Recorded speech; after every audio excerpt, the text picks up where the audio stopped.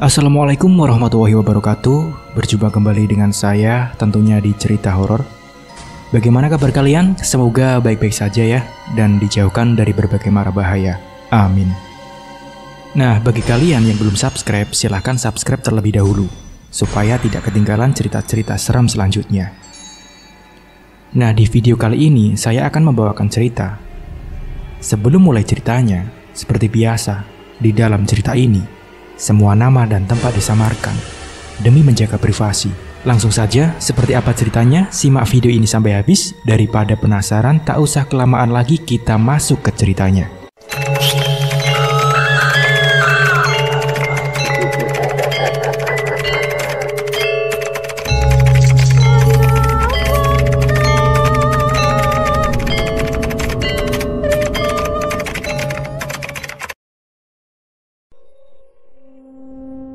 Kisah nyata ini yang dialami oleh salah satu pemilik warung makan di kota Malang.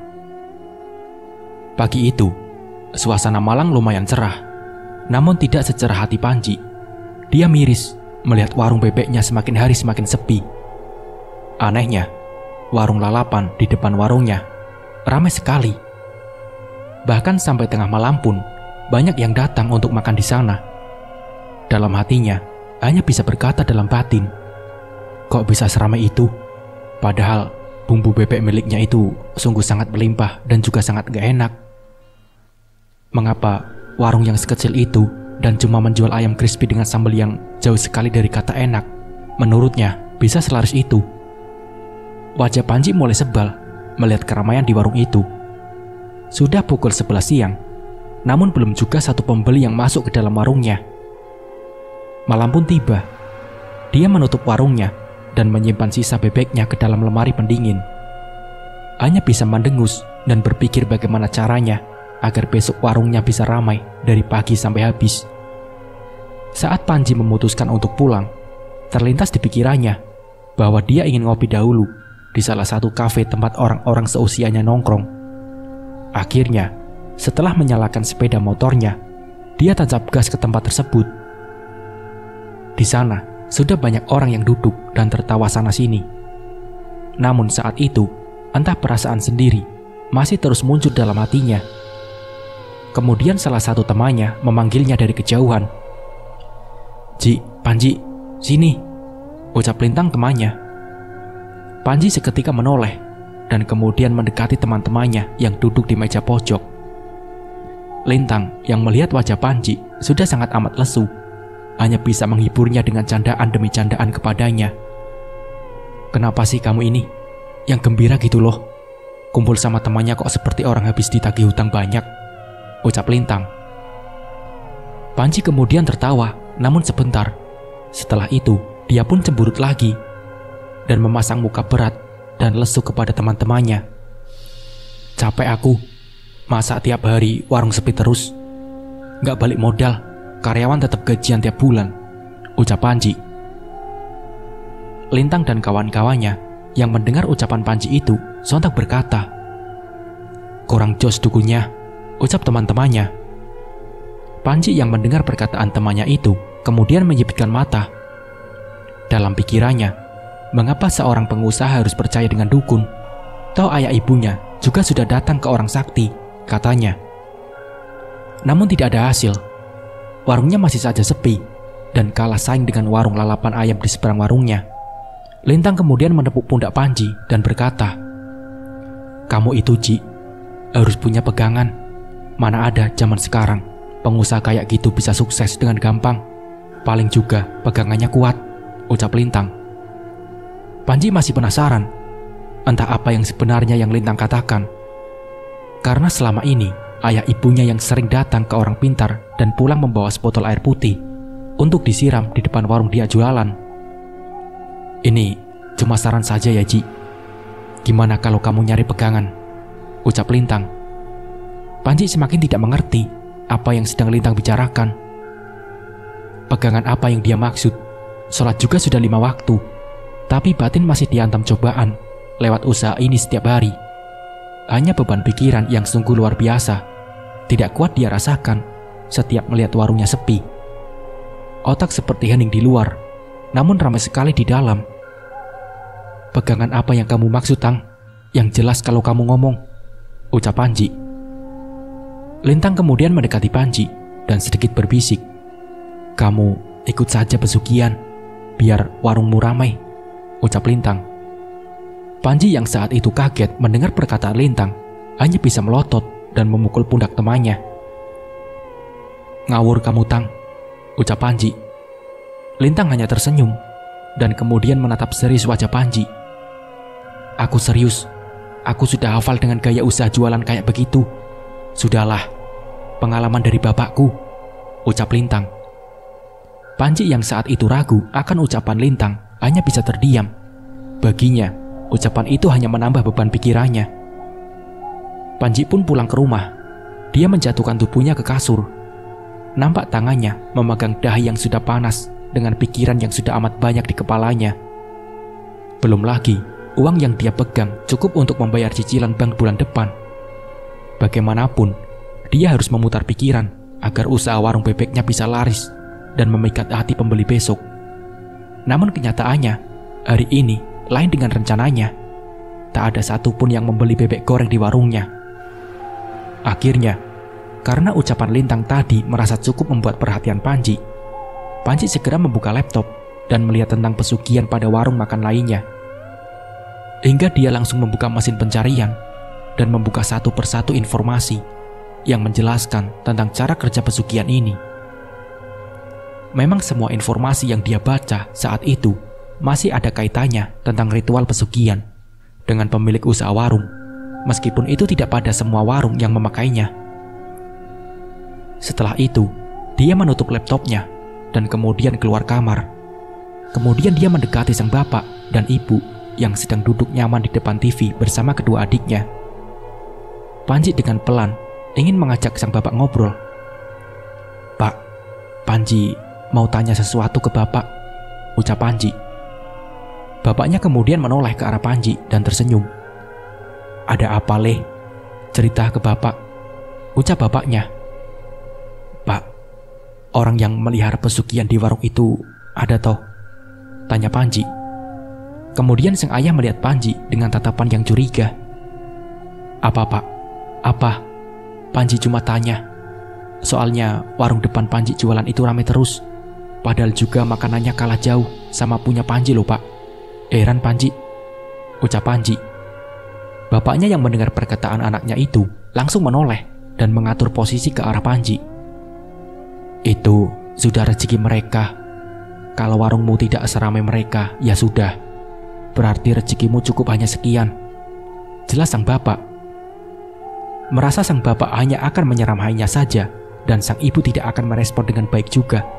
Akhirnya, dia memilih untuk masuk lagi ke dalam kamar dan tidur. Di keesokan harinya, Panji langsung bergegas menuju warungnya, berharap ada keajaiban dan juga banyak pembeli. Berangkatlah Panji dengan senang hati. Sesampainya di warung, Panji melihat pemilik warung sebelah yang hendak menyeberang dan kembali ke warungnya. Panji yang saat itu biasa saja menjadi curiga, lantaran saat itu lelaki pemilik warung lalapan tersebut membawa cangkul dan banyak sekali tanah yang menempel pada bajunya. Hingga pikiran aneh pun muncul. Karena tidak ada lahan kosong di belakang maupun di samping, kanan kiri warungnya, selain tanah sedikit yang berada di depan tokonya.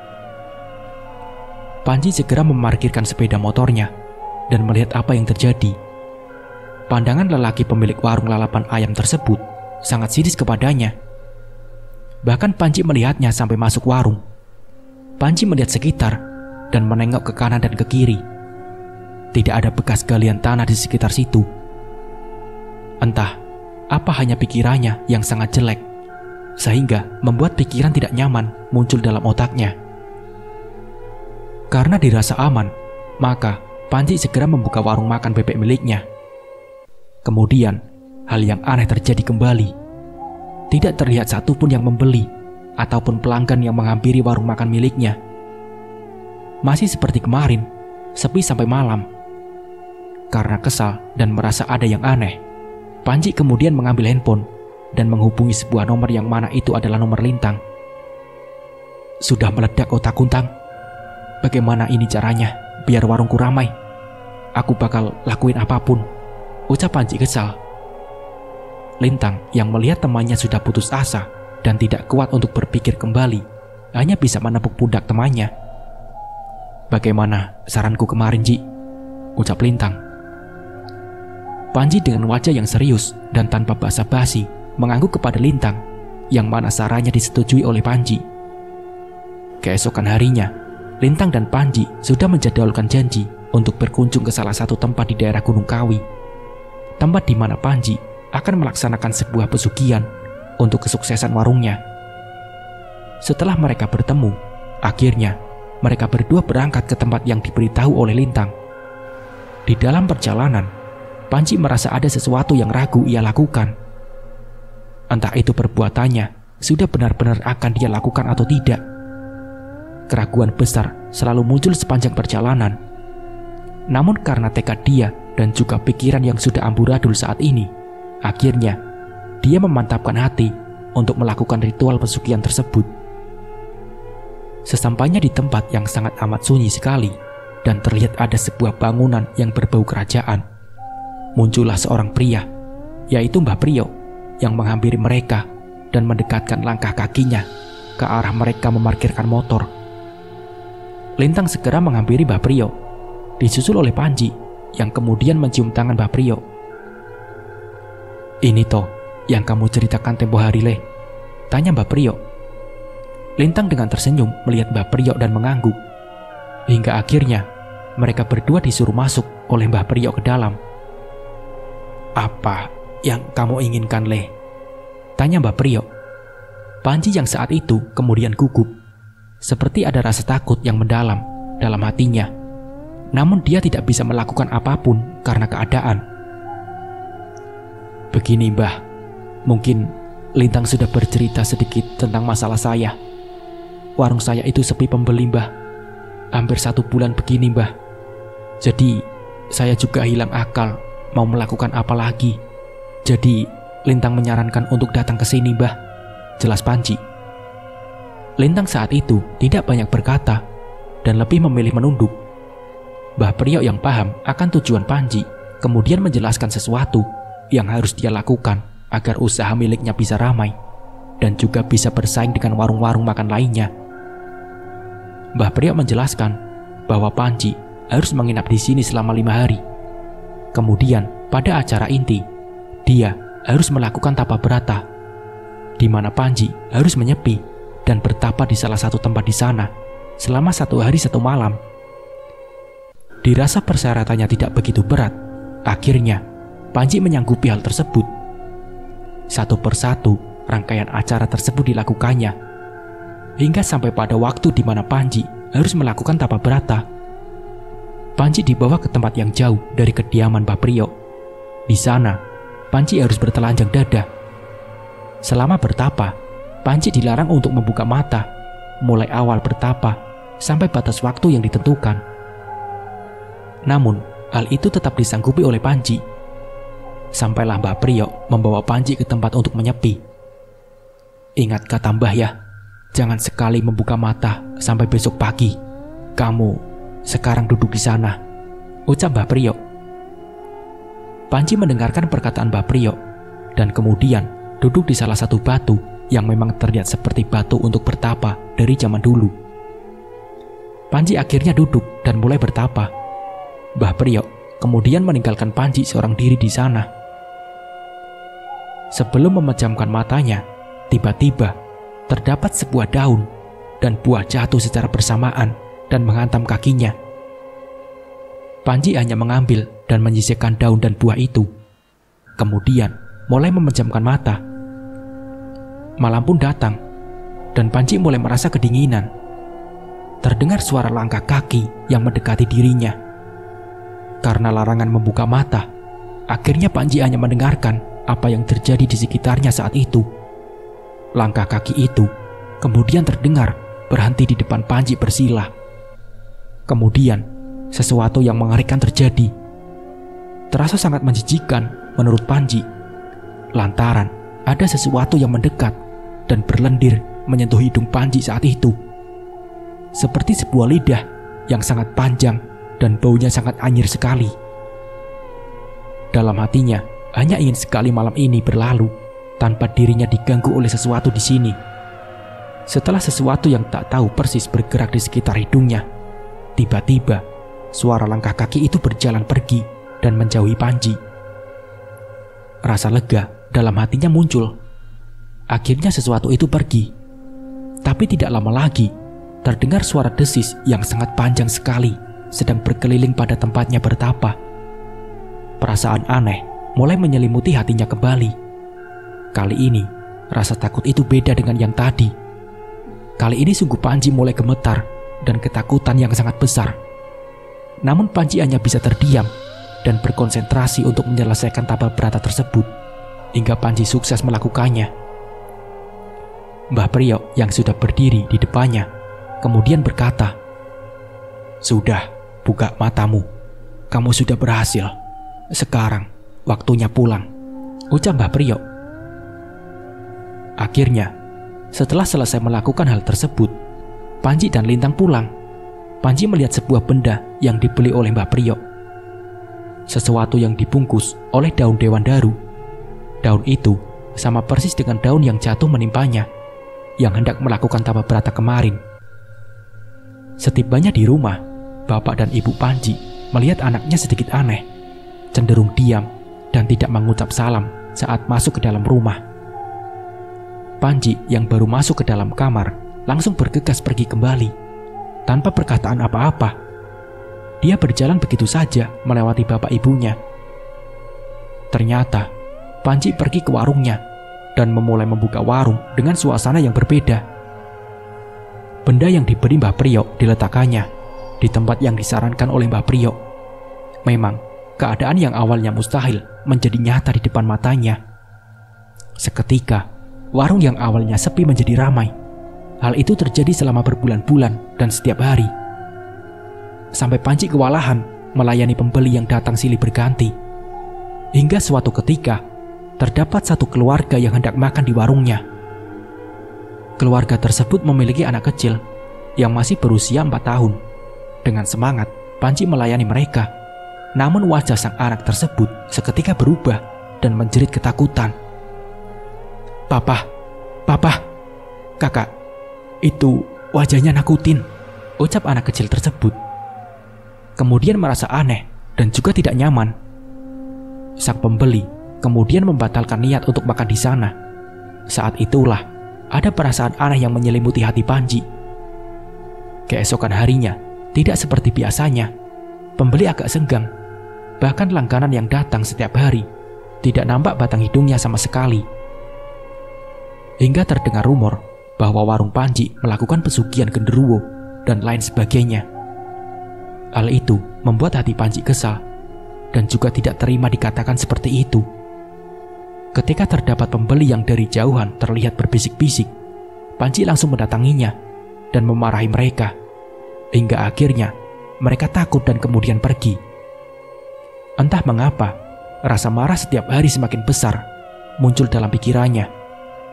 Sang bapak dan ibu di rumah juga khawatir dengan keadaan Panji yang saat itu berubah menjadi anak yang pemarah dan sering sekali mabuk-mabukan. Hingga suatu ketika, sang bapak berniat datang ke warung Panji dan berniat untuk melihat keadaan warung sang anak yang sudah ramai dan alhamdulillah tidak pernah sepi. Namun, sang bapak pergi ke dapur dan menemukan sebuah benda yang menurutnya aneh dan membuat khawatir. Akhirnya dengan sigap dan cepat, sang bapak membuang benda itu yang tak lain adalah pemberian dari Mbah Priok dulu. Sejak saat itu, warung Panji menjadi sepi kembali.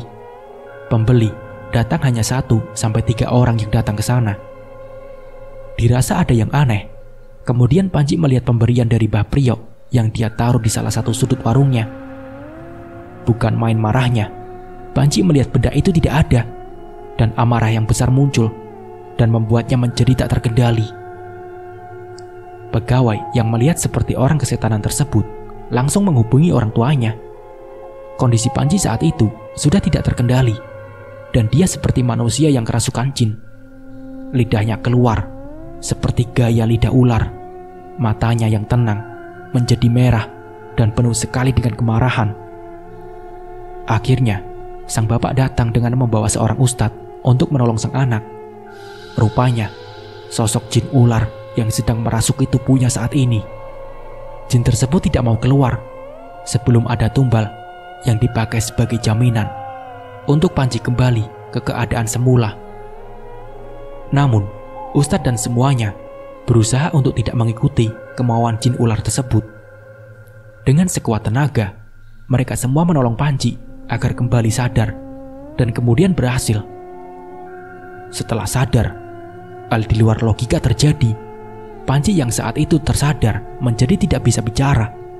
Hingga satu hal yang mungkin akan dia sesali seumur hidupnya. Dia menjadi bisu dan tidak bisa bicara. Hal itu dia tanggung seumur hidupnya. Warung makan bebek yang sudah dia bangun dengan keringatnya selama ini terpaksa tutup. Selain tidak bisa berbicara, kaki dan juga tubuhnya mengalami kelumpuhan dan tidak bisa bergerak sama sekali alias kaku. Hingga Panji menyesali perbuatannya dan menerima hukuman yang sudah terjadi kepada dirinya. Nah, seperti itulah kisahnya. Semoga dari kisah ini kita bisa mengambil hikmah dan pembelajarannya. Mungkin cukup sekian dari saya. Wassalamualaikum warahmatullahi wabarakatuh.